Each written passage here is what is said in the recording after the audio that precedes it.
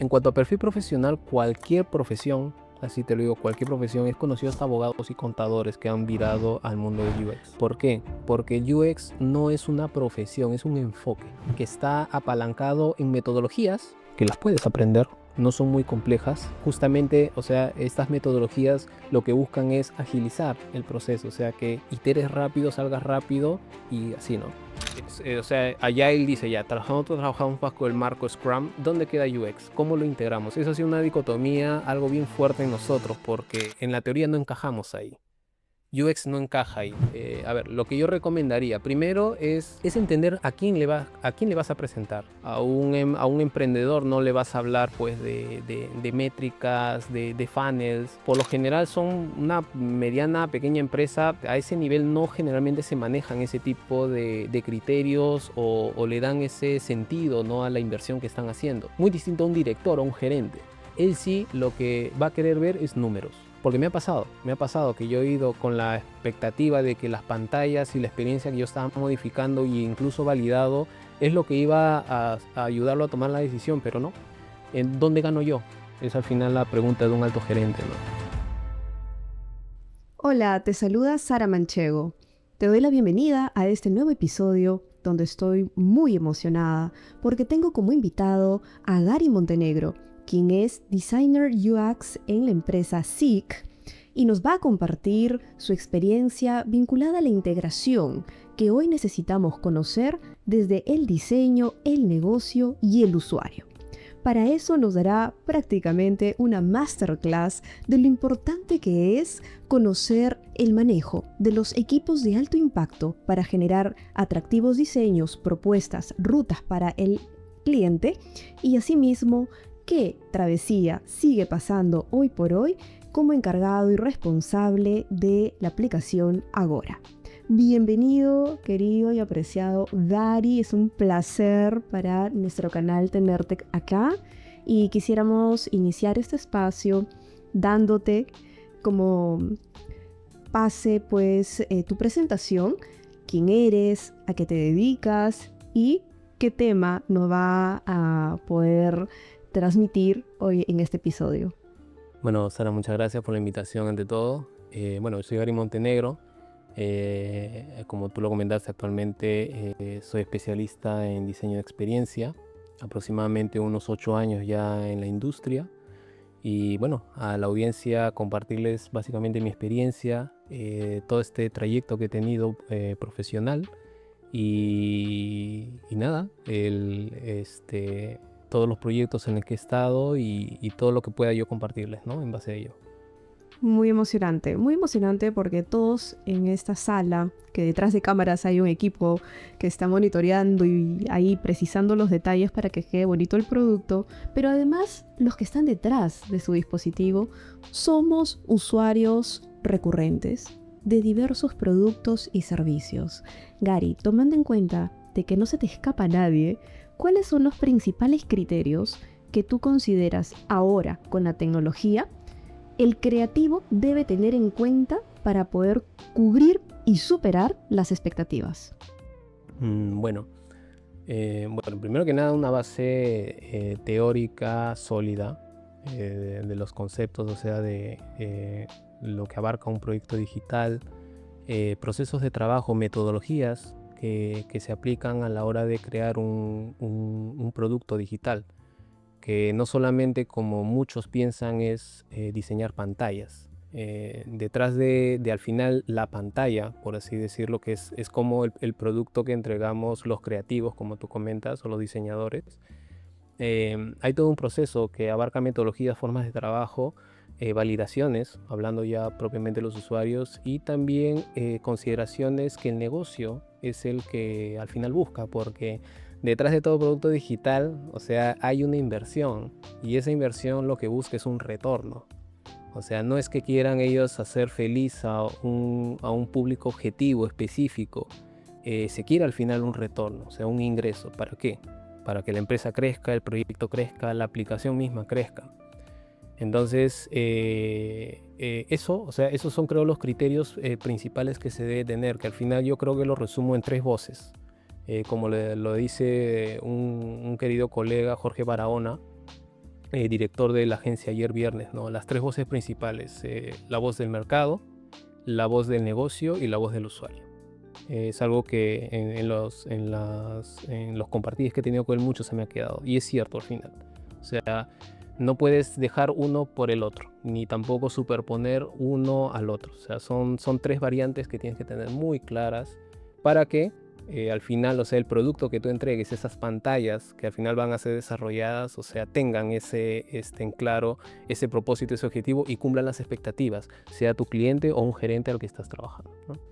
Ahora, esos tres frentes entiendo que se integran para poder nosotros absorber y condensar lo más relevante. Sin embargo, a lo largo de la inversión, porque efectivamente todo recurso implica horas hombre, ¿cómo ustedes hacen para iterar en el camino? Tomando en cuenta que hay un presupuesto, tomando en cuenta que hay un objetivo, tomando en cuenta que hay un grupo consolidado o un equipo determinado y que los cambios se van marcando no porque tú los quieres, sino porque efectivamente esas tres aristas te las van informando o te van nutriendo de ese requerimiento. Uno tiene que sí, parte, o sea, del rol es que uno tiene que ser adaptable al cambio. Hoy en día la industria de tecnología y los equipos que se dedican, o sea, a la creación, desarrollo de productos digitales, viven mucho con ese mindset porque el día a día es así. O sea, puedes tú comenzar, o sea, llamémosle un MVP, que es por lo general que una aplicación nace, ¿no? O sea, antiguamente en proyectos con metodología de cascada, que es lo opuesto a Agile, se pensaba ya en entregar, a nivel de diseño hablando, se empezaba en entregar una aplicación ya hecha al 100%. Hoy en día no, hoy en día está el concepto de MVP. MVP es un producto mínimo viable, o sea, si tu aplicación, por ejemplo Uber, su MVP puede ser que salió con el registro, el login y solamente el taxi. Y poco a poco ha ido escalando y hace entregas tanto de objetos como de comida, incluso mascotas. O sea, ese es el escalamiento. Pero pueden hacer un MVP. Entonces el diseñador tiene que tener esa flexibilidad porque efectivamente esas tres voces, esas tres variables, aristas, pueden cambiar. Pueden cambiar en el sentido que los objetivos mismos desde el negocio puede cambiar. El mercado mismo puede pasar algo, pandemia, en la que fuerza el proyecto a adaptarse a ello. O de repente un comportamiento mismo del usuario. ¿Por qué? Porque apareció un competidor que te cambió las reglas del juego y tú tienes que adaptarte. Entonces, eso ¿en qué incurre en el día a día? En la que de repente tu diseño, lo que tú entregaste al inicio no es el camino o no va a funcionar. Volver a iterar es volver a procesar todo lo que has levantado y poder cambiarlo a los nuevos objetivos, supongamos, que se han establecido. Tiene que haber esa flexibilidad y ese manejo. Ahí estamos hablando ya, por ejemplo, de estrés. O sea, a ver, el día a día de cómo sea, creo que todo trabajo tiene su pequeña condimento de ese tipo de presiones, tiempos, no cambios, y tienes que estar muy flexible a ello, ¿no? Y no dejarte, yo le llamo consumir, porque al final, si es que tú te dejas, es desgaste. ¿Y qué es el Agile? ¿Y cómo el Agile hace un match con el UX? Ya, a ver, Agile es una forma de trabajo, es una forma de cultura, forma de pensar a la hora de concebir y desarrollar proyectos digitales, productos digitales, llamémosles app, una intranet, una web. Antiguamente, se utiliza, no voy a entrar mucho en teoría, pero igual lo menciono, antiguamente se trabajaba bajo la forma, la metodología de cascada, que es un similar a las líneas de producción de las fábricas, ¿no? El que hace el producto le pasa al que tiene que embalar en la caja, lo embala y ese tiene que pasarle al que cierra la caja, y así va avanzando, ahí va avanzando el producto, hasta que al final tenías todo el pack cerrado, el producto ya para entregar. Allá lo que hace es rompe ese tipo de trabajo y lo que dice es no, nosotros no vamos a entregar en una línea de producción al final hecho al 100%, vamos a entregar llamémosle de manera simple pedazos de la aplicación, pero que tengan valor, que generen valor al negocio principalmente, obviamente validado con el usuario. Si tú quieres una aplicación, por ejemplo, de delivery, vamos a salir, hemos mapeado en la parte de investigación, ahí entra experiencia de usuario, hemos mapeado que el mercado podemos salir con 10 funcionalidades, nuestro MVP solamente va a abarcar 4. Y eso es con lo que vamos a salir. ¿Por qué? Porque estas 4 representan valor para el usuario. O sea, el usuario cuando agarre la aplicación lo va a usar. Y vamos a iterar con ellos para ver si funciona o no. Vamos como dicen muchos especialistas, ¿no? Vamos a golpear la aplicación con el mercado a ver cómo responde. Y en base a ello tomamos decisiones. Agile te propone eso. Salgamos con un producto mínimo viable, no salgamos con todo al 100% y vamos evaluando y vamos iterando. Y así vamos haciendo escalado el producto. ¿Cómo se integra a UX? A ver, Agile nace sin considerar a UX. Cuando tú ves el esquema de trabajo, Scrum, que es uno de los que utiliza Agile, otro es Kanban, pero el más usado ahorita en las industrias, empresas con las que he estado en Belcor, en BCP, en Telefónica, utilizan el marco de trabajo Scrum. ¿De dónde nace Scrum? ¿No? Algo súper rápido, ¿no? Los equipos de rugby o de fútbol americano, ¿no? O sea, trabajan como una unidad. Son pequeños equipos que trabajan le llaman células o squad, que trabajan como pequeñas unidades del producto y los desarrollan, ¿no? Y todos ellos lo gestionan. O sea, allá él dice, ya, trabajamos bajo el marco Scrum, ¿dónde queda UX? ¿Cómo lo integramos? Eso ha sido una dicotomía, algo bien fuerte en nosotros, porque nosotros en la teoría no encajamos ahí. UX no encaja ahí, no es como, a ver, en un equipo Scrum tienes tú a los desarrolladores, ¿no? Que son los que codean, por así decirlo, burdamente, pero son los que transforman las pantallas en código.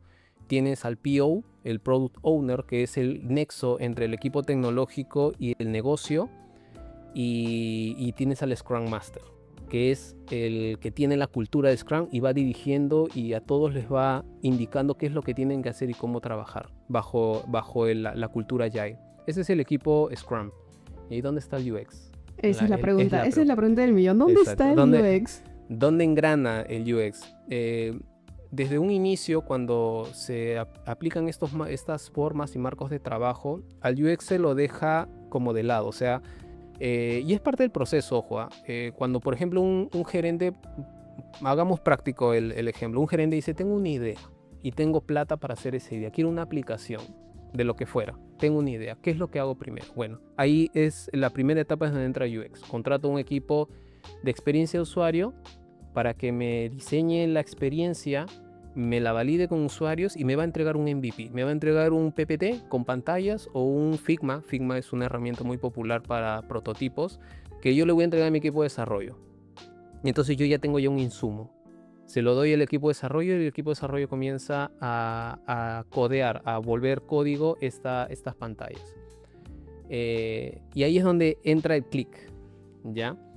Porque una vez ya, ¿qué es lo que pasó? Es un MVP lo que estás tú desarrollando. Tu aplicación no ha terminado todavía. ¿Dónde está? ¿Qué hacemos? ¿Qué hacemos con esas partes que faltan diseñar, esa experiencia que falta validar? Ahí es donde siempre ha sido un dolor de cabeza para muchas empresas meter al equipo de UX. En cierta forma, ¿cómo lo han resuelto? Tienes tú una mesa, prácticamente son mesas, ya en las empresas arman como pequeños módulos, o sea, parecen como mesas de trabajo, y ahí tienes a dos diseñadores, que por lo general trabajan en duplas, el UX y el UI. UX ve la experiencia, UI ve la interfaz. Están ahí metidos también, pero en cierta forma no forman parte del proceso Scrum o Agile que sí el equipo tecnológico. Lo que ellos hacen externamente es ayudar a seguir escalando, presentando los diseños y en un tiempo determinado validar y entregar. Diseño, valido, entrego. Diseño, valido. Entonces esa iteración es la que se trata de dar a la hora de crear un equipo. Actualmente es donde estoy yo. Yo pertenezco a una mesa ágil que tiene un nombre, se bautizan, cada mesa tiene su nombre.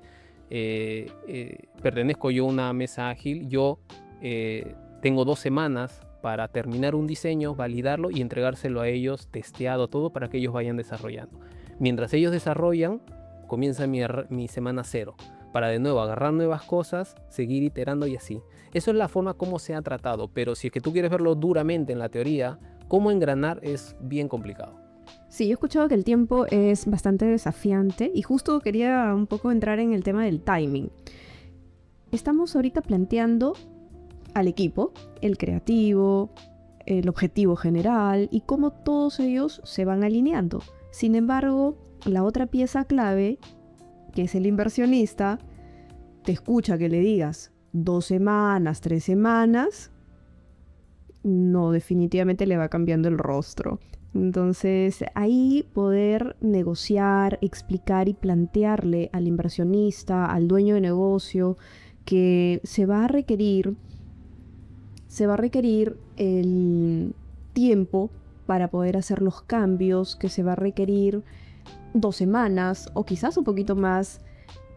Demanda pues un speech adecuado, ¿no? Demanda una conversación de un informe muy escueto como están acostumbrados, y ahí me gustaría que nos den los detalles para aquellos que tengan que enfrentarse a ese directorio de cuáles serían las palabras claves que deben de tomar en cuenta, cuáles son los indicadores con los que van a exhortar a esa mesa, porque pueden ser más de uno, y poder concluir de manera armoniosa que sí, realmente es imprescindible esos, por ahora me dices, 15 días. Ya, bueno, depende mucho del contexto de la empresa o el proyecto, ¿ya? A ver, si es que hablamos de un emprendedor, por ejemplo, un, un emprendedor que de repente quiere hacer una aplicación, ¿ya? El nivel de inversión va a ser muy distinto a una empresa ya constituida, que incluso pueda ser transnacional, que va a ser muy distinto también a la inversión que pueda tener una startup. O sea, partiendo de esas tres variables, tú la forma como vas a tratar de vender o sea, este proceso que tú haces, ¿no? De poder validar con los usuarios las iniciativas o lo que está avanzando, varía. O sea, cómo lo vas a vender. Bajo mi experiencia, yo he trabajado en los tres, ¿ya? Y es muy distinto. Por ejemplo, a un emprendedor no le vas a hablar pues de métricas, de funnels, o sea, porque por lo general son una mediana, pequeña empresa. A ese nivel no generalmente se manejan ese tipo de criterios o le dan ese sentido, ¿no? A la inversión que están haciendo. Muy distinto a un director o un gerente. Él sí lo que va a querer ver es números. Y eso, o sea, un poco con el dolor, ¿no? De poder, de que he recibido de repente por ahí un rechazo, que fue parte del proceso de aprendizaje. O sea, ellos quieren ver números. ¿Cómo le vas a mover la aguja de lo que está invirtiendo en lo que tú estás haciendo? O sea, al final, para un director, un gerente de un alto cargo en una empresa grande, ese es su lenguaje. No hablan de otro tipo, no hablan ellos de pantallitas, no les va a interesar lo que el usuario dijo, muy pocos, hasta donde yo conozco. Entonces, a ese nivel, pues, ¿no? A ver, lo que yo recomendaría primero es entender a quién le vas a presentar. A ver, hay muchas formas de conocer al gerente, al director, sea del tipo de empresa que sea, o sea, qué es lo que él está buscando. Obviamente en una startup, en una pequeña empresa, tienes un poco la facilidad de la cercanía, conversar con él, ¿no? Ir conociéndolo. En una empresa grande tienes que un poco apalancarte de repente compañeros de área, o gente que ha tenido experiencia haciéndoles presentaciones, ¿no? Para un poco entender qué es lo que al final quiere ver, ¿no? Porque me ha pasado que yo he ido con o sea, con la expectativa de que las pantallas y la experiencia que yo estaba modificando e incluso validado es lo que iba a ayudarlo a tomar la decisión, pero no. O sea, no, es el ya, y esto, o sea, ¿en dónde gano yo? Es al final la pregunta de un alto gerente, ¿no?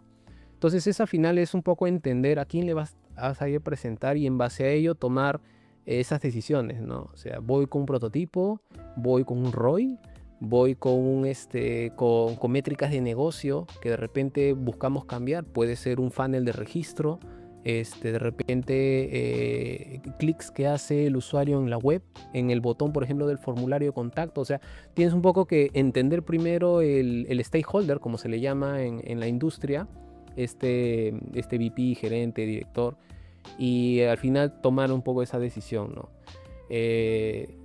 No puedo dar una lista, un checklist de lo que debe contemplar porque son bastantes. Son, o sea, bastantes criterios a la hora de hacer una presentación o tratar de convencer a un inversor, o sea, de que este proceso que tú haces, o sea, le va a traer resultados, porque, y bueno, experiencias hay, o sea, de que va a traer resultados en la medida que se aplique adecuadamente también, porque sí he visto que, o sea, empresas han contratado agencias que dicen hacer experiencia de usuario y no. O sea, al final, mucho lo que, no quiero sonar muy fuerte, pero ensucia un poco nuestra forma de trabajo es trabajar mucho a criterio experto. Una agencia te puede decir, yo hago experiencia de usuario, pero al final hace mucho criterio experto y no valida y presenta lo que su especialista cree, ¿no?, que puede funcionar.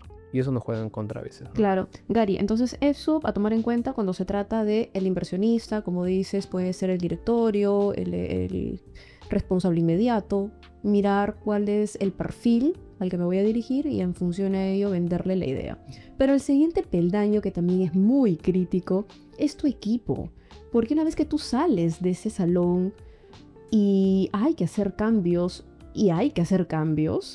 ¿cómo tú llevas esas ideas potencialmente nuevas y a una distancia considerable de lo que se preveía hacer, trabajar, implementar, cambiar, para que tu equipo vuelva a enrumbarse, para que tu equipo te compre ahora a ti la idea, ¿no? Y que además, de repente, va a ser más trabajo por el mismo presupuesto?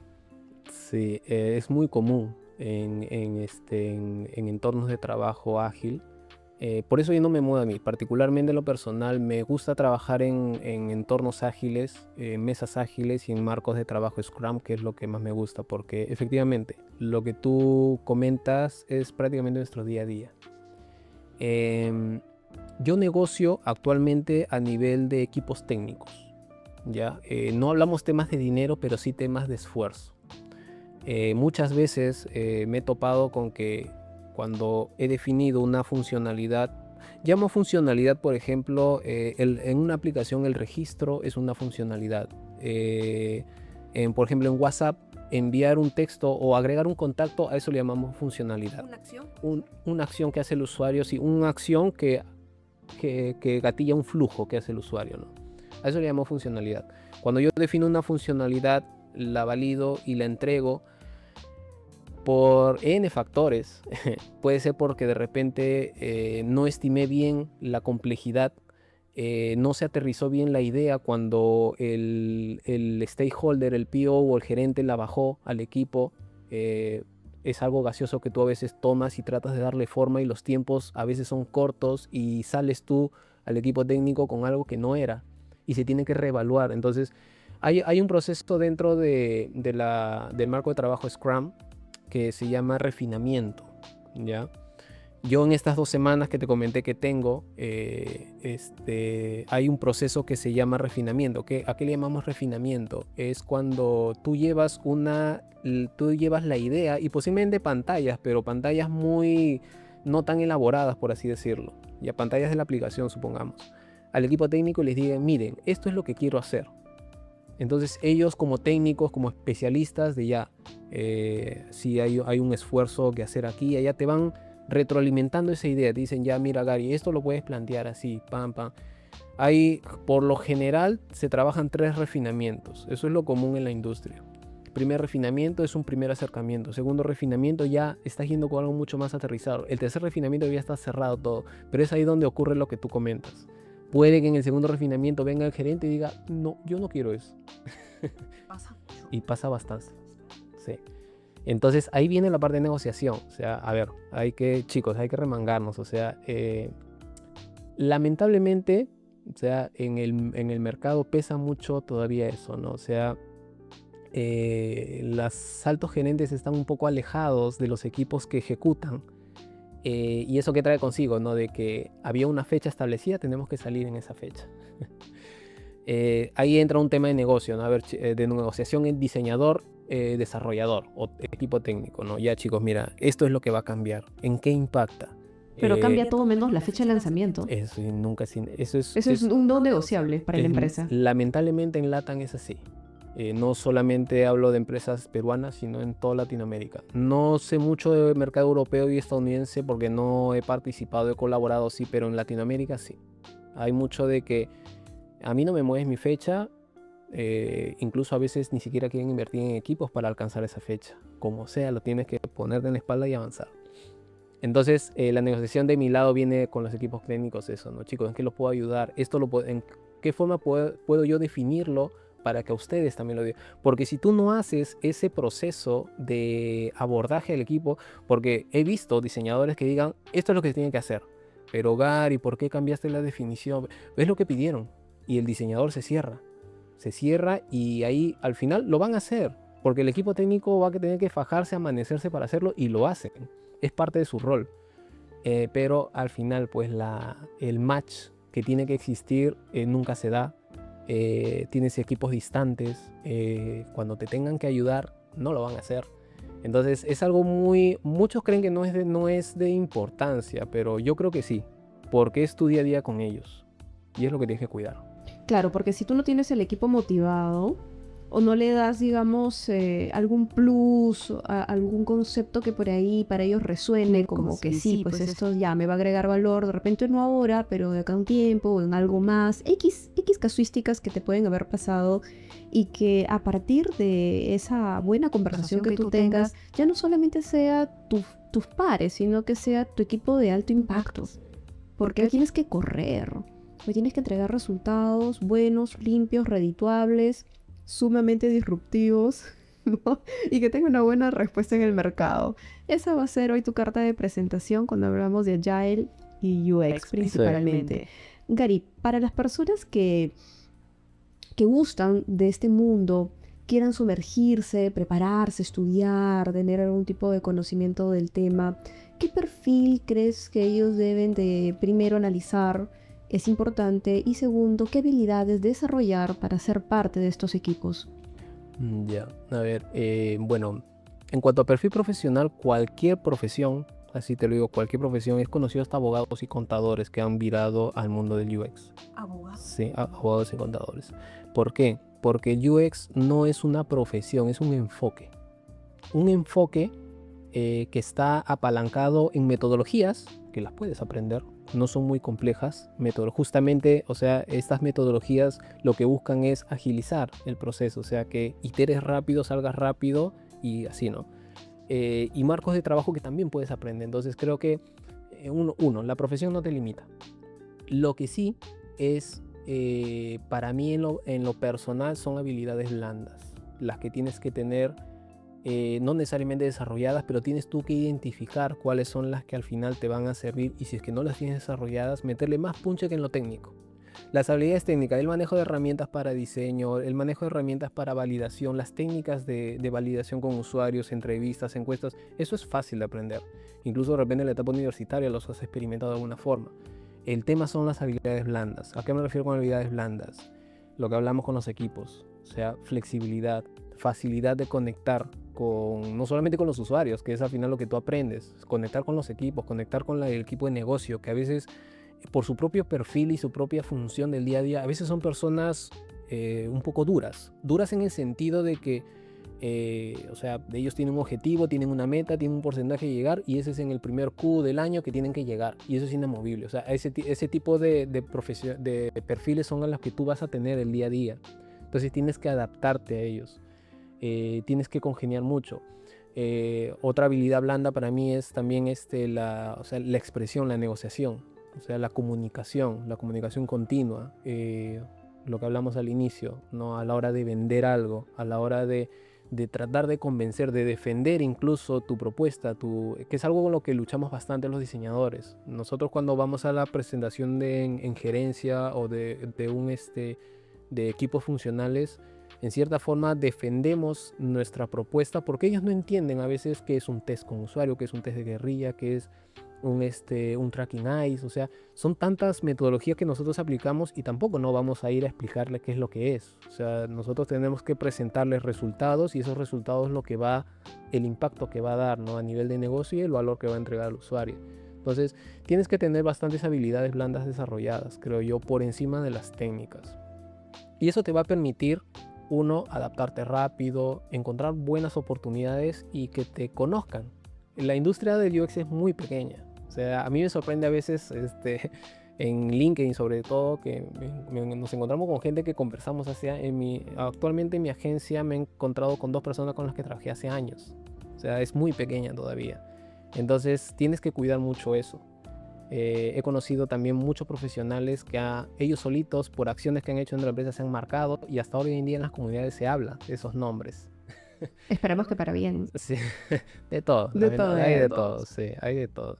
Claro, pero como en cualquier disciplina, convertirte en un referente hoy por hoy es clave. También por la marca personal, porque hoy con la disrupción es más rápido acceder a información muy precisa. Y dentro de esa experiencia que tienes, Gary, ¿cuáles serían las metodologías o técnicas que consideras más atractivas, más asertivas para hacer tu validación en el mercado? Ya, depende mucho del contexto del proyecto. Ya, eso es clave. Por ejemplo, hablamos en un inicio, por ahí lo comentaste, de proyectos que tienen bajo presupuesto. Un proyecto que tiene bajo presupuesto no va a tener el dinero para de repente alquilar una locación en la que tú puedas hacer una entrevista controlada a un usuario, ¿no?, que quieras validar una primera versión de la aplicación. Existe una metodología mucho más barata, más fácil de hacer, que le llamamos test de guerrilla. ¿Qué es un test de guerrilla? Por ejemplo, para los proyectos que no tienen mucha inversión, creo que los utensilios necesarios van a ser de repente algún pequeño presente, sea una golosina o algo, identificar quién es tu usuario final, perfil, por edad, por nivel socioeconómico, por zona, ir a esa zona para encontrar perfiles, por ejemplo, personas de rango de 30 a 40 años, hombres que utilicen redes sociales. Te vas a un centro comercial, de repente a un lugar donde concurre gente, e invitas a la persona que utilice tu app, o el prototipo. El prototipo puedes llevarlo hasta en papel y explicarles a ellos cómo es un test de guerrilla. Cada sesión te tomará ¿cuánto? Unos 10 minutos a 15 máximo, pero por lo menos tienes ya una validación, o sea, preliminar, ¿no? Has testeado tu propuesta, tu idea, y no te ha costado mucho. ¿Podríamos decir que el test de guerrilla es lo mismo que un focus group? No, es distinto. ¿Cuál sería la diferencia? La diferencia es que el focus group tienes tú a un grupo de personas en las que tú vas mediante un cuestionario, obviamente es una sesión controlada, tú vas exponiendo preguntas, ideas, y ellos entre todos van compartiendo. En experiencia de usuario, la desventaja del focus group, de aplicar un focus group, es el sesgo. Si supongamos tú el test lo quieres hacer en un focus group, el focus group se caracteriza mucho porque los participantes van comentando, opinando, y esa opinión y ese comentario puede sesgar a otro participante. Los test de guerrilla, los test de usabilidad, lo que buscan es afrontar tu producto, por así llamarlo, exponer tu producto, y que el usuario él mismo, sin ningún distractor, por eso digo, ¿no? Al comienzo hablé sobre estos espacios controlados que le llaman los 4 de Gestalt, en la que tú metes a un usuario y sin una distracción ven el prototipo. El test de guerrilla tiene esa desventaja, pero por lo menos el usuario no tiene un sesgo de opinión de otros usuarios. Él solito ve la aplicación y tú lo vas guiando y vas anotando. Y A pesar que en el focus group hay un moderador que podría, digamos, enrumbar, ¿no?, la apertura, el comentario, la intervención. Yo creo que en el focus group funciona cuando es validación de una idea. El tema con la validación de aplicaciones es que el margen de cometer un error es alto.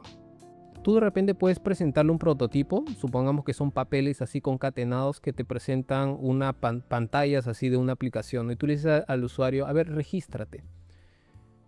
Supongamos que está en un focus group. Un usuario va a intentar hacerlo, esto no entiendo. Uy, lo hice mal. Perdón, me equivoqué. Entonces, ese sesgo es lo que se quiere evitar con todas las pruebas que tú hagas usuario por usuario, ¿no? Un focus group, sí, cuando hablan de una idea, de repente una campaña de marketing, de repente de alguna publicidad, ¿no? Pueden compartir, pueden intercambiar opiniones. Pero en los test de usabilidad sí hay, se cuida mucho que el usuario no tenga ningún tipo de distracción o sesgo, para que la data que tú vayas anotando, cuantitativa y cualitativa, porque tu test de guerrilla tranquilamente lo puedes apoyar con una encuesta al final. ¿Qué tal tu experiencia? ¿Te pareció difícil o no? Entonces el usuario no debe tener ese tipo de distractores y sesgos, ¿no? Por eso funcionaría mejor ese método. Ya, si tienes mucho más presupuesto, es lo que hablaba inicialmente, ¿no? Contratas una locación en la que incluso he visto en algunos proyectos que acondicionan una locación para que el usuario esté cómodo. Por ejemplo, quieren validar una aplicación para amas de casa, ¿no? Piden los permisos o alquilan un lugar donde, bueno, imagínese que esta es su cocina y usted está abriendo su app, ¿no? Y bueno, pues ahí estamos hablando ya de mucha más inversión, ¿no? Ese es otro budget totalmente Exacto, distinto. por eso... Pero el resultado, Dari. El resultado, o sea, el nivel de detalle no va a ser el mismo, pero por lo menos vas a tú tener, o sea, validaciones en etapas tempranas, ya que es lo que al final se busca. Obviamente, si es que es un proyecto en la que tú esperas un escalamiento, va a haber un punto en la que, o sea, esto debe crecer. O sea, tú no haces una startup o una aplicación para que, ¿no? O sea, de más a menor, ¿no? O sea, si yo comencé con un presupuesto, ¿no? De 50,000, ¿no? El siguiente año no va a ser menos. O sea, si no está fallando la idea, está fallando algo y hay que replantear. Mientras vaya escalando, ya vas a tú poco a poco ir especializando la forma de validar.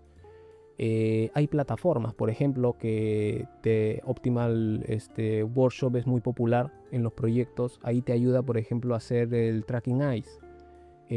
Para mí no es muy costoso, pero vale la pena.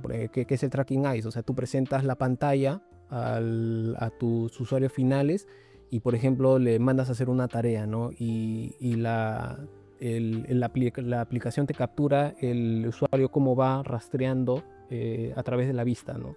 O cómo va dejando mapas de calor con su mano. Entonces hay alternativas, a lo que voy es eso, ¿no? Hay bastantes alternativas que no te deberían limitar a que pruebes tu producto, ¿no? También hay encuestas masivas, por ejemplo hay una plataforma Maze que también es muy popular, ¿no? Que te permite hacer encuestas masivas, te jala mapas de calor y no es muy costoso. ¿Y recomendarías el Google Form para un bajo presupuesto? Por supuesto, para encuestas, como decía al inicio, ¿no? Haces un test de guerrilla y tú quieres validar con un form. Tranquilamente puedes hacerlo con un form. Claro, y te permite proyectar y sacar también tus ratios. Ahorras papel, lápiz y facilidad, ¿no? Un usuario que utiliza un celular fácilmente te puede llenar un form con 5 o 6 preguntas, complementas cuantitativamente tu... Claro. Una vez que lanzan en el mercado ya la aplicación como tal, vamos a llamarle el producto, pueden ser muchos modelos, ¿cuánto tiempo tú más o menos consideras que es el adecuado para decir ya tenemos el perfil del usuario potencial o ya tenemos el buyer? A ver, en productos digitales la definición del perfil tiene que ser en etapas tempranas. No debería ser a la hora que lanzas tu producto. ¿Por qué? Porque justamente ahí es donde entramos nosotros, ¿no? O sea, en etapas tempranas, cuando tú tienes una idea, hay ciertas definiciones que tienes que considerar. Por ejemplo, ¿qué es lo que va a hacer? ¿No? ¿Tu idea dónde encaja más? ¿En una aplicación móvil o en una aplicación responsive? No, dice, yo voy a usar las funcionalidades del celular. Quiero utilizar la huella y la cámara. Ya, entonces es una aplicación móvil. Ese va a ser el canal. ¿Quién va a ser tu usuario final? ¿A quién apuntas? Apunto yo a muchachos que busquen alquilar canchas de fútbol, supongamos. Ya, entonces el diseñador de experiencia lo que hace es ir armando un arquetipo que a futuro se va a convertir en un buyer. Este arquetipo, o sea, tiene que tener las características a las que tú vas a testear, porque y es justamente ese el enfoque. O sea, tú no tienes que esperar a terminar tu aplicación, lanzarla y enterarte quién la vas a usar. Tú tienes que saber eso antes, incluso haber validado con tu aplicación como prototipo antes de desarrollarla con ese usuario o ese futuro buyer, ¿no? Salud. Entonces es importante que tengas tú en cuenta en etapas tempranas ese tipo de criterios a la hora de ir desarrollando tu producto, para que cuando efectivamente lances el MVP, lances la primera versión, lo que esperas tú sean registros, sean conversiones. Entonces tiene que resultar, entonces tiene que haber ese proceso previo, que es lo que muchas startups, muchos emprendedores obvian, ¿no? Yo conozco gente hasta hoy en día que contrata desarrolladores para hacer su aplicación que ese gerente o ese dueño de startup hizo a mano, y lo hacen y lo lanzan, y ahí tienes una aplicación que nadie descarga, que a nivel de experiencia de usuario, no cumple ni siquiera los criterios mínimos, y ahí es donde un poco hay el fracaso, ¿no? Hay una expresión que siempre escucho, y es que el mercado es el que determina, es el que decide, es el que te dicta al final de todo el ejercicio, esfuerzo, inversión, quién va y quién no va. ¿Qué pasa si al final de todo ese time no es lo que esperabas? Es válido, por eso existe el concepto de MVP. O sea, el que tú tengas un equipo de diseño de experiencia por detrás y que hayan hecho todo el proceso para salir, no necesariamente te garantiza al 100% el éxito. Lo que sí debería garantizarte es que tu producto mínimo viable, tu MVP, tenga un tipo de resultado. Si es que no lo tiene, algo falló en el proceso. Y ese es tu punto de inflexión, sí, para iterar. Para volver a iterar, exacto. Para volver a... ¿Qué ocurre? A revisar el mercado. Por ejemplo, en Agora. Te pongo un ejemplo. Cuando yo entré al proyecto, Agora tiene diferentes verticales. Tiene su billetera digital, y como que es como Yape, como Plin, y también estaba lanzando un proyecto, una vertical de engagement. O sea, eran las recompensas. No sé si han escuchado las recompensas. Por compras te dan un porcentaje, y ese porcentaje lo ibas guardando y después para comprar. Como un cashback, ¿no? Exacto, como un cashback, tú lo has dicho. Me he quedado con la palabra recompensas porque no nos dejaron salir con la palabra cashback. Pero es válido porque el modelo. Claro, el modelo y el entendimiento también del usuario. O sea, cashback, cuando íbamos a Plaza B, en Cafarma, ¿qué cashback? O sea, y es por un tema generacional. Ah, sí, más generacional que por un tema de sector, porque más lo asocio, me dices cashback, digo banco, tarjeta de crédito. Pero dices... Es mi asociación. Claro, pero dices Inca Pharma y son gente mayor. Ah, mira, Claro. O sea, el insight. Exacto. El insight de acuerdo... Es el que sacamos en las investigaciones. Exacto, de acuerdo a tu población, pues cambia. Exacto. El sí. preconcepto. Cuando nace la iniciativa, todo el mundo habla de cashback. Cashback, sí, que va el flat cashback, el cashback, pero conforme fue avanzando y comenzó incluso el equipo de marketing, data y nosotros a entender el usuario, el término cambió a recompensas. Hoy en día dentro de proyectos se habla de recompensas, y de cara al mercado también. Entonces, a tu pregunta, ¿no? El mercado puede redefinir y sí, moverte, sí. O sea, sí, al final sí. Quería poner el ejemplo del lanzamiento cuando por primera vez lanzamos esto lo desplegamos por primera vez en provincia. Nosotros hicimos las validaciones en Lima. En provincia es muy distinto el comportamiento. En Lima, por ejemplo, solamente para hablarte de algo pequeño, en Lima, en un Plaza Vea, en un Oesley, ¿quién no tiene datos? Por lo menos un paquete mínimo, pero tienen datos. En provincia no. En provincia la gente apaga sus datos a la hora de entrar a los centros comerciales porque saben que ellos dan wifi gratis. Entonces para el lanzamiento teníamos una saturación y no podíamos hacer nada con la aplicación, ni siquiera fuimos a hacer validaciones, fuimos a testear la aplicación ya la aplicación desarrollada, y nos dimos con ese portazo. ¿De verdad la apagan? ¿Ah? ¿Apagan? ¿Se desconectan? Sí, apagan. O sea, apagan los datos es o no tienen. Es literal que lo... Sí, porque saben que el centro comercial está dando wifi gratis. Pese a que tienen, porque cuando nosotros un poco hacíamos hincapié en eso, decían, sí tengo, si quieres lo prendo. No, pero, y a ver, por ahí saltó comentarios de que no tenían paquetes, o sea, como para que ahorres, sino que ya es una costumbre. Entonces, ya esas pequeñas cositas son las que te mueven. Entonces, a ver, ¿qué es lo que pasó? De que a nivel de la operativa tenían que considerar ampliar. ¿Por qué? Para que la aplicación funcione. Porque no iba a funcionar si es que mantenían de repente la baja señal, porque el ancho de banda no da, hay muchos usuarios a tales picos de hora, entonces te va moviendo muchas cosas. Movió la operativa, imagínate, algo tan pequeño mueve la operativa de la salida del proyecto. Se da, y a escala mucho más grande en las que te cambien totalmente la aplicación, también he visto casos. Y eso cambia el mindset de todos, porque ya tienes que correr bajo otro criterio. Una vez que ya lo lanzaron, midieron, y eso es totalmente real, ¿no? Midieron la parte cultura, la parte insight, la parte también de conexión con lo que estás planteándole a ese mercado. La pregunta sería, ¿cómo mides tu población? ¿A cuántas personas en etapa de MVP consideran oportuno encuestar o aplicar alguna otra técnica? ¿Cómo definen ello? A ver, en experiencia de usuario es iterativo, ¿ya? No puedes solamente testear una vez, ya, es algo iterativo. O sea, mientras tú vas en etapas tempranas, vas desarrollando tus pantallas, hay algo que le llamamos wireframe, que son pantallas grises, nada de color, esquemas súper básicos de la pantalla, un botón, un buscador, un poco de texto. Vas tú iteras una vez esa pantalla, sacas resultados, esos resultados lo aplicas a tu pantalla como mejoras, modificas la pantalla y le pones un color. Ese color que has colocado tienes que volver a iterarlo. Después brandeas con lo que te entregó marketing, tienes que volver a iterarlo y se va cumpliendo el ciclo. La cantidad, o sea, de cada iteración, ya eso está enmarcado ya en un análisis que hizo el grupo Norman, que son como los pioneros en Estados Unidos de Nielsen Norman de este enfoque. Ellos hicieron un análisis de que a partir de 10 a 12 usuarios testeados, o sea que les presentas tú y haces el testing, ya es constante el comportamiento y los resultados que vas a tener. Entonces la media que se pide manejar a la hora de testear una versión de tu aplicación es como mínimo 8, como máximo 12, porque bajo de 8 vas a encontrar muchas variables y que por ejemplo testeas solamente con 5 todas sus iteraciones. No vas a encontrar consistencia en algunas cosas. Por encima de 12 se va a repetir.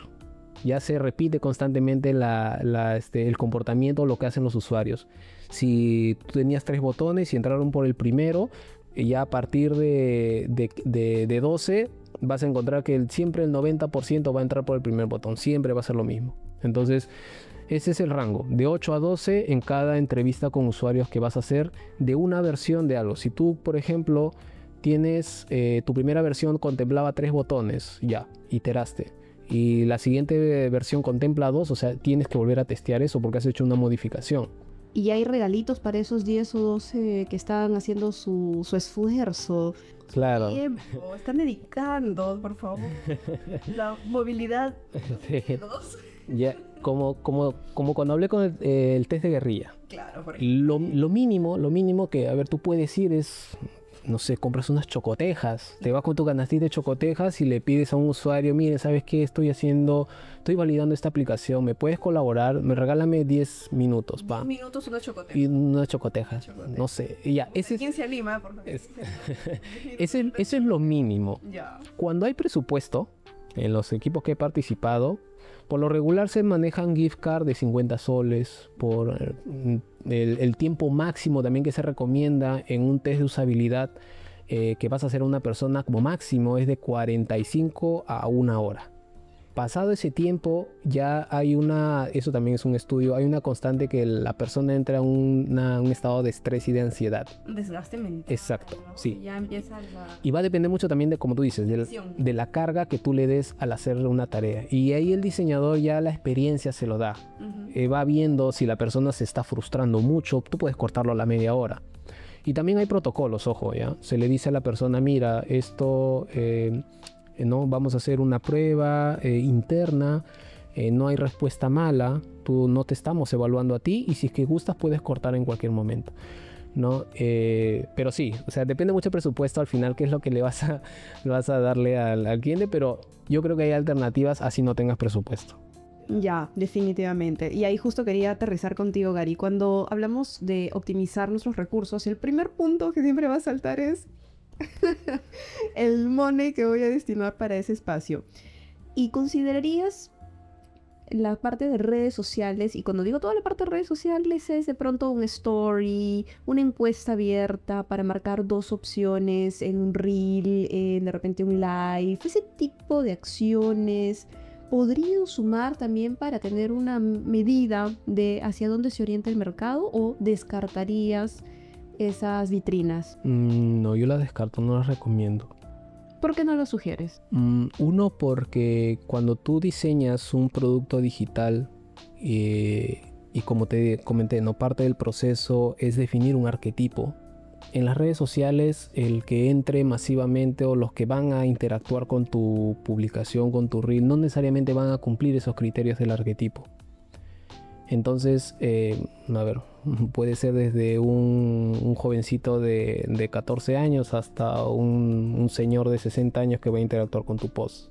Entonces, desde ahí ya estás perdiendo ya una variable importante dentro de la concepción y diseño de tu producto, que es el arquetipo, el usuario final. Entonces, no, lo que va a ocurrir ahí es que vas a tener mucha data sucia, como le llamamos. Vas a asumir muchas cosas en base a un canal que no necesariamente representa a tu arquetipo, y eso conlleva mucho riesgo. Al final, que lo que tú has validado y te han dicho que sí funciona, al final te des un portazo y no. Claro, no es totalmente definido el mercado que estaría interviniendo en esa respuesta o en esa elección. ¿Y cómo hacen, por ejemplo, el sector de los juegos digitales, ¿no? El sector de los juegos es un rubro que ha ganado mucho espacio, y bastante de sus apreciaciones, investigaciones, las trabaja de forma virtual. Sí, a través de las comunidades lo hacen bastante. Sí, ¿No? Incluso a través también de Facebook. sí. De Facebook, grupos donde, digamos, podríamos regresar al comentario que me hacías, no sabemos quién está detrás de. Sin embargo, la historia y la trayectoria de los últimos 15, 20 años, me atrevo a decir que de forma muy silenciosa ha ido ganando importante espacio y ha logrado ser, muy discretamente, uno de los sectores más rentables a nivel mundial, y apalancándose con ello, ¿no? Porque no he visto, o tú de repente has tenido contacto de este sector haciéndolo con alguna de las técnicas que me comentabas. ¿Pasa algo sui generis ahí de repente, que por eso lo optan de esa manera? A ver, es un poco más complejo de solamente exponer un juego y ver qué es lo que pasa, ¿no? Y bueno, trabajo con las comunidades. A ver, los juegos en las últimas décadas, ¿qué es lo que han venido haciendo? Es igual, volvemos al concepto de MVP, ¿no? Lanzar, o sea, versiones. Hoy día se ha popularizado bastante en la industria en dar lo que le llaman, o sea, la beta anticipada, ¿no? Que es La preventa. no, es beta de versión beta anticipada, o el ingreso anticipado. ¿Qué es lo que significa eso? Que yo lanzo una versión no completa del juego, por ejemplo, a través de una plataforma, una popular se llama Steam. La expongo para que se descarguen, o sea, me escriban, yo suscribo a usuarios, se descargan y prueban el juego. ¿Ya? No está en el mercado abierto todavía, no es el juego final, es una prueba beta. ¿Ya? Y eso me va recolectando data. Esos usuarios que sean jugadores que se han suscrito, y yo internamente por un correo les he mandado, y acá descárgate el juego, me van dando data y me va permitiendo encontrar justamente eso, ¿no? Mapas de calor, formas como se desenvuelven, bugs, ¿no? O errores en el juego, y eso me va permitiendo ir mejorando a la siguiente versión. Y hay juegos que, bueno, yo soy un amante de juegos. Ya, entonces Juego bastante. acá tenemos un experto. Hay empresas que su juego lo tienen hasta más de un año en ese tipo de... Exacto, eso también te iba a comentar, ¿no? Su tiempo, que a diferencia de la experiencia que nos has transmitido, que pueden ser de repente meses, porque también la parte cultural es entendible, no todas las regiones operan ni reaccionan de la misma manera, acá te lo dan tranquilo, ¿no? Y claro, la inversión también es otra, porque incluso en muchas ocasiones han dado todo lo que es el producto como tal para que manipulen, si requieren manipular algún tipo de gadget. Sí, y hay algo que considerar, que acá estamos hablando ya de una etapa de lanzamiento, pero los juegos de éxito que han tenido, o sea, Por ejemplo, un juego muy popular, World of Warcraft, que vi un documental en la que igual tiene su equipo de diseño de experiencia, que en algún momento presentaron las pantallas, que hoy en día ya es un juego consolidado, en un momento presentaron las pantallas y las testearon de manera así muy rudimentaria. Incluso vi bosquejos que ellos hicieron de cómo sentaron a chicos, ¿no? Y les pusieron ¿cómo se llama? Pantallas, creo que los hicieron en ¿cómo se llama? En PowerPoint. Te estoy hablando de los años 90, ¿no? Y le dijeron, mira, así va a ser el juego, ¿qué te parece? Y lanzaron un pino. Es ahí, están testeando en etapas previas, ¿no? Y eso ocurre, solamente que el usuario final ve estas versiones beta, ¿no? Ya cuando ha sido desarrollado y mira, voy a probar el early access que le llaman, ¿no? O sea, el acceso anticipado. Voy a inscribirme para probar el juego, ¿no? Eso es lo que un poco ya se tangibiliza en el mercado, pero detrás de eso internamente en los juegos de éxito hay todo un proceso, ¿no? Que es muy similar al diseño de cualquier tipo de producto. Gary, cuando tenemos que cerrar la brecha del análisis, me faltó preguntarte por el usuario. ¿Qué es la estrella de todo esto? Si no tenemos al usuario contento, como decimos todos los días, cliente feliz, ventas seguras. Y ahí, cuéntame más tu experiencia. ¿Qué casos has vivido donde al punto de decir, ya hay un resultado exitoso, ya se me ha mercado caminando, está operando y surge una u otra alarma que hace que todos tengan que retornar, volver a mirar, replantearse estrategias y cómo llevar adelante ello? Porque ya estás en el mercado, ya estás en el caballo y el inversionista lo menos que va a querer es alguna dificultad por el tema de valor de marca, inversión y otros puntos importantes.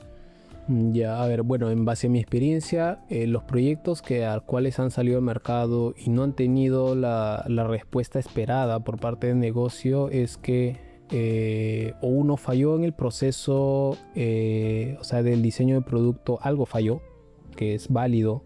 O sea, puedes tú de repente, otro proveedor, otro equipo lo hizo, o de repente un equipo aún no maduro, y lanzaron así el producto y bueno, se chocó con una realidad distinta.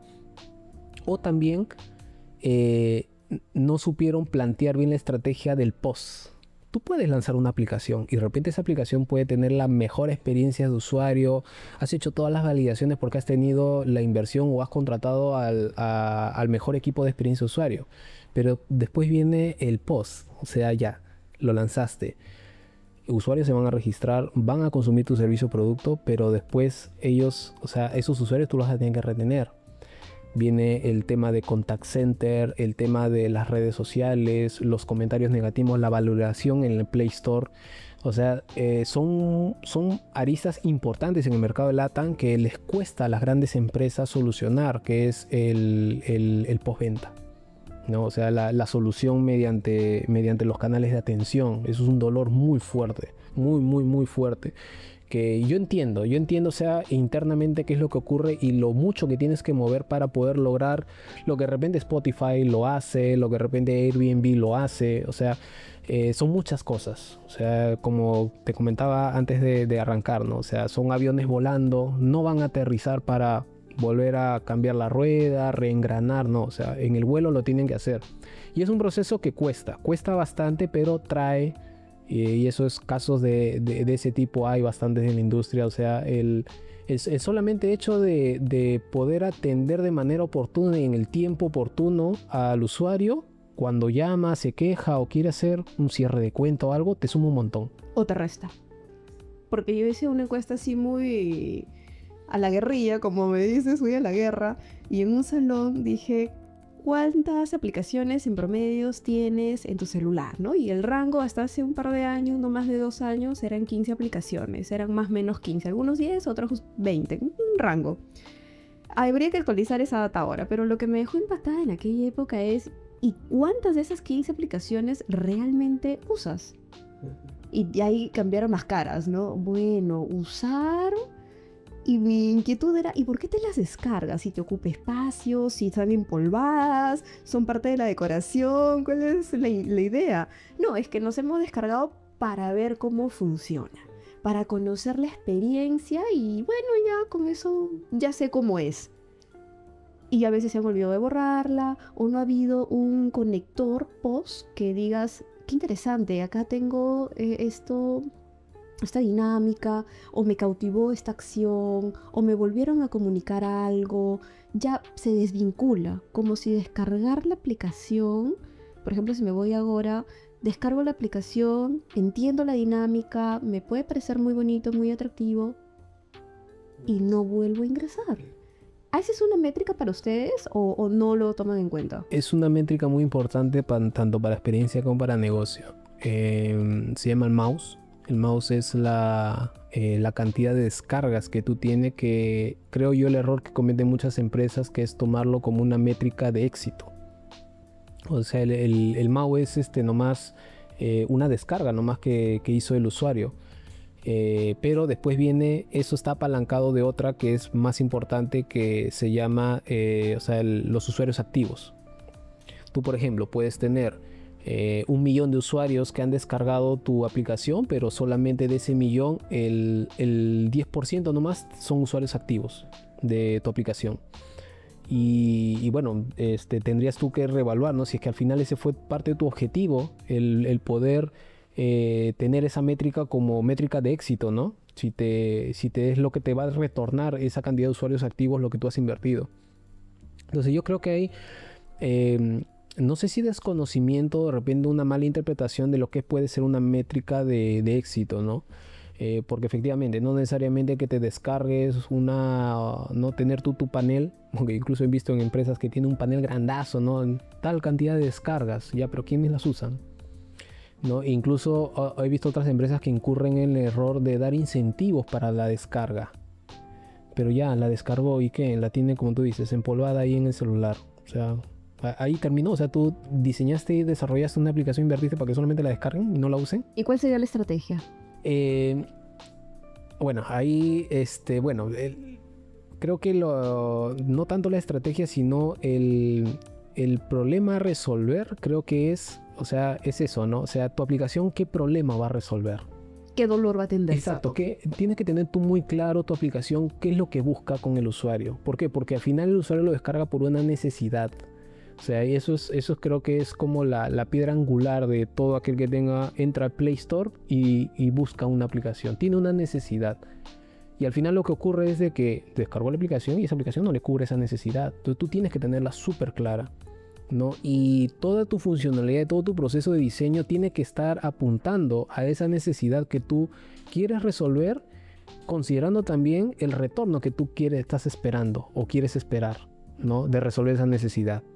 Como mi experiencia y de manera también ya para ir concluyendo estos aportes, Gary, hay una aplicación que se llama Duolingo que me generó expectativa al inicio, como todos, a ver qué pasa, qué te da, cuánto puedo aprender, quiero inglés, quiero portugués, bueno, pero totalmente te hablo por mí y de los cercanos que han estado explorando la aplicación, te puedo decir que a todos no solo nos ha logrado satisfacer esa necesidad, sino que ha superado la expectativa. Tienes ajedrez, tienes otros componentes atractivos y muy dinámicos, amigables, una experiencia tan buena que hasta te sientes mal cuando no cumples la racha del día. Entonces llegas a conectar tanto y a identificarte tanto con esa aplicación que ya no concibes en tu mente no tenerla, o no mirarla, o no revisarla. Y así hay muchos, de manera usuario, te digo, he detectado y he escuchado que ha desarrollado puntos críticos que en suma integran el negocio, integran el diseño y la experiencia del usuario. ¿Algunas últimas lecciones que nos quieras compartir, Gary, a partir de tu aún trabajo de diseñador de experiencia en Agora? A ver, bueno, creo que es la adaptabilidad. En proyectos de la envergadura en los últimos años que he estado, eso creo que es el aprendizaje como que más fuerte que he adquirido. La adaptabilidad al cambio y también la enseñanza. O sea, parte de este mundo lo que me ha sumado bastante es poder conectar con bastante gente de diferentes tipos de nacionalidades, principalmente aquí en LATAM, O sea, y eso, ¿no? O sea, compartir conocimiento. Es creo que una de las habilidades blandas que me ha despertado esto, ¿no? Por eso, si es que, como te comentaba al inicio, ¿no? O creo que fue fuera de cámaras, hice trabajos de mentorías, porque me gusta eso, ¿no? Me gusta compartir conocimiento, enseñar. Creo que esa es una lección muy, muy bonita que he obtenido de toda esta aventura de que me he entrado a UX, ¿no? Y bueno, lo técnico tampoco no puedes dejar de lado. El mundo tecnológico cambia constantemente. Creo que es algo que es como mandatorio. O sea, leer bastante, actualizarse, no quedarse con la última versión de alguna metodología, marco de trabajo que hayas leído. Sigue investigando, de repente sale otro autor que ha mejorado ese proceso, ¿no? Y tú tranquilamente lo puedes adaptar. Y algo por último, nada es duro, nada está escrito en piedra. Si bien nosotros trabajamos bajo metodologías marco de trabajo, en el día a día nunca vas a encontrar que eso se cumpla al pie de la letra. Tienes que tener nuevamente la flexibilidad de que ya yo salí de mi curso especializado de experiencia de usuario y tengo que hacer paso 1, paso 2, paso 3. No funciona así. Vas a comenzar con el paso 3, vas a intentar llegar al paso 4 y vas a retroceder al paso 1, y así va a ser tu día a día. Por eso hablo mucho de adaptabilidad y flexibilidad, y que eso mentalmente no te consuma. Y justamente, ¿no? La parte mental es crítica para poder ir logrando esos objetivos a nivel empresa, a nivel personal. Para Gary Montenegro, ¿cuáles son los próximos pasos en este 1, 2, 3, 4 en los próximos 6 meses o un año para afianzar su conocimiento como UX y para también empezar a desarrollar otros proyectos? Me preguntas en lo personal. A nivel personal. Para Gary Montenegro, por favor. Bueno, actualmente, como te agradezco nuevamente la colaboración. Estoy por licenciarme. Esto me ha brindado la oportunidad de llevar un masterclass en el extranjero, apuntando a la enseñanza. A futuro, o sea, actualmente en el proyecto que estoy muy cómodo. La cultura que se vive en la agencia sigue, pero es espectacular. O sea, la cercanía que tienes con los directores, con los jefes de proyecto, o sea, es muy bonito. No tengo miras en querer salir, aventurarme a otros proyectos. De momento, ahora como cliente, como partner, me necesita. Estoy ahí para ellos. Y bueno, quizá en el futuro mi viraje sea eso, ¿no? La enseñanza. Ya cuando quiera ya colgar los chimpunes del UX, me dedico a la enseñanza, porque como te dije, es algo que ha despertado en mí, me gusta bastante, y un máster me podría ayudar a abrirme en ese sentido, ¿no? Y esa filosofía de vida, esa mentalidad de seguir creciendo y avanzando, ¿también la transmites y se la comunicas de manera asertiva a los jóvenes que son parte de tu equipo, o consideras de que ellos ya tienen esa adrenalina totalmente inyectada? No necesariamente parte de mi equipo.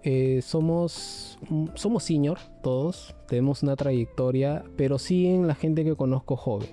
Las mentorías me permitieron hacer eso, y esto lo rescato bastante de un gran amigo, Lázaro Vargas Galván, exdirector de Belcor. Lo conocí él en una agencia de innovación. Me metió esa chispa, ¿no? O sea, él fue fue mi primer jefe prácticamente, que me decía constantemente, o sea, tú eres bueno, o sea, solamente que tú no te la crees. Y al final es eso, o sea, todos somos, o sea, destacamos en algo, o sea, nadie es inútil, o sea, tenemos nuestras limitaciones como todo ser humano, tenemos curvas de aprendizaje, algunos más altas que otras, pero todos tenemos algo, y eso es lo que, o sea, hay que encontrar, y es lo que me gusta cuando converso así con gente que no tiene mucha experiencia o recién está entrando, que entienda, ¿no? O sea, este es un mundo grande. La industria me refiero, ¿no? Que puedes desarrollarte, te da oportunidad, pero también mucho depende de ti, ¿no? Y habilidades no te faltan, o sea, es solamente identificar, desarrollar y seguir adelante. Muchísimas gracias, Gary, por estar con nosotros hoy en este episodio, en este canal, Sara, que siempre muy está agradecido en la invitación. muy bonito el aporte que nos has traído. estamos con esta proyección de extenderle mensajes de esta naturaleza a todos los emprendedores, a todos los visionarios que no solamente son a nivel Perú, sino a nivel Latinoamérica y que buscan desarrollar sus habilidades desde ellos mismos para progresivamente trasladarlo a sus empresas, a sus nuevos proyectos. Y por favor, déjanos acá tus redes, algún canal por el que te puedan ubicar, cuáles son tus coordenadas. Adelante. Bueno, principalmente LinkedIn es, creo, mi red social principal. Por un tema de salud mental eliminé mis redes sociales y mi Instagram, mi Facebook no tengo. LinkedIn es, ahí me pueden escribir un DM, o sea, no tengo ningún problema en contestar. Contesto actualmente a chicos que me escriben por alguna duda, conocidos que he tenido en el camino. Creía que es eso, principalmente. Perfecto, entonces vamos a dejar el LinkedIn de Gary Montenegro en la cajita de descripción y quiero despedir este episodio con una frase. Los espacios se diseñan, pero las experiencias transforman vidas. Esperamos que te haya gustado, que este conversatorio haya sido de tu agrado y que nos apoyes con un like, que te suscribas a nuestro canal. Estaremos compartiendo más y más contenido de valor para que puedas seguir desarrollando esos soft skills. Nos vemos en un siguiente episodio.